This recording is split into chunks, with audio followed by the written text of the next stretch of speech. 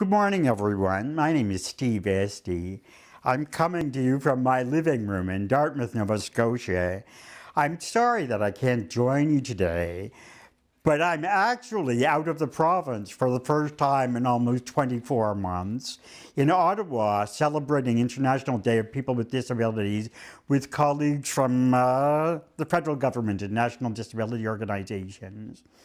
But Sherry asked me to say a few words about International Day of People with Disabilities and the UN Convention today, so I'm happy to be able to do that by video. We live in a world of Zoom these days, so it seems pretty normal, I think. Anyway, I've worked as a disability rights advocate for probably 30 years or so, in a voluntary way, and once in a while somebody actually manages to pay me a few bucks, and that's always a pleasant change. I've worked with the Council of Canadians with Disabilities. I was a national coordinator there for a couple of years, up until a year or so ago. And previous to that, I'd been working as an independent consultant.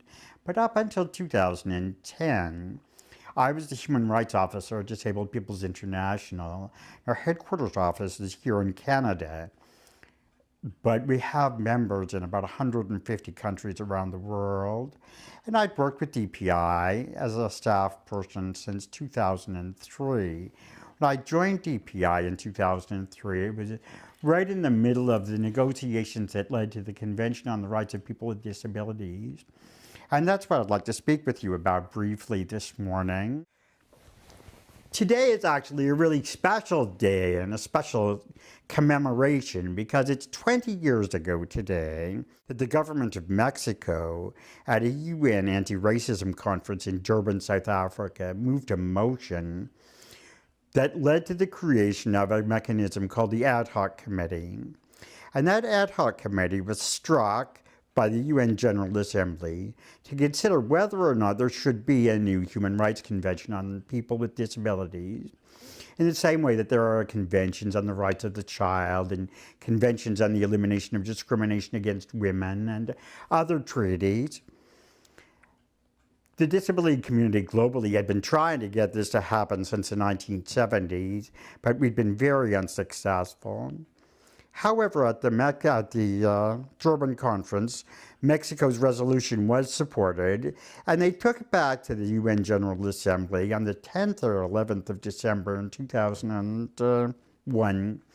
And the General Assembly supported the creation of the Ad Hoc Committee to consider whether there should be a new convention. So that committee met for the first time in the summer of 2002. I traveled to New York to that meeting as a volunteer with the Council of Canadians with Disabilities. I was the chair of the International Committee at CCD in those days. I went to the first meeting of the Ad Hoc Committee, quite frankly not knowing what I was getting myself into, having no idea the next 20 years of my life were going to be kind of well, thrown a really big curve. Not a bad curve, but a curve nonetheless. So we negotiated the convention. I was a kind of a fly on the wall watching it all happen from 2003 to 2006. And the General Assembly adopted or how do they call it?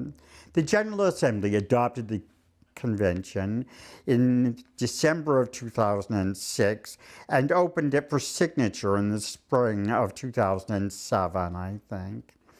Canada signed that day in 2007.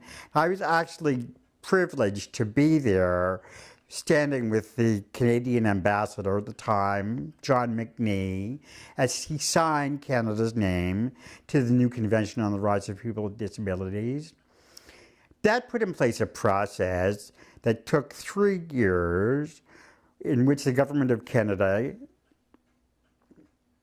worked to get support from all of the provinces and territories to implement the convention. And we